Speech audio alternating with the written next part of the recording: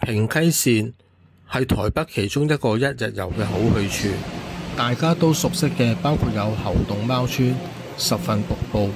平溪放天燈等等。交通方面可以選擇搭公車或者係鐵路，我就選擇咗鐵路，1個鐘頭嘅時間呢，就可以由台北站去到瑞芳站。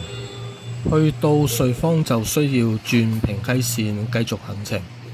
喺呢度可以選擇直接上平溪線，就唔需要出閘嘅。但係平溪線大約1個鐘頭一班車，如果有時間的話，亦可以考慮出閘喺附近嘅街道行下，或者可以買埋平溪線嘅1日火車票，可以1日內無限次咁去坐呢個平溪線。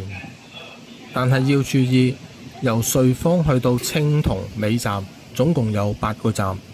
如果你每一個站都落車等下一班車嘅，基本上每一個站你都要係等1個鐘頭。如果想上山影埋呢個龍貓火車的話呢，2個鐘時間都未必足夠。如果只係喺個站附近行下影下相嘅，食下嘢嘅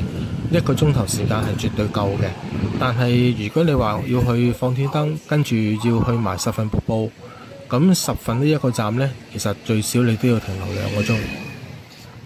都要注意呢，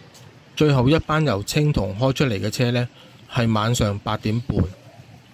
如果真係咁唔好彩錯過咗尾班車，都仲有巴士可以搭嘅。但係要記住，每一次落車都要睇清楚下一班車個時間，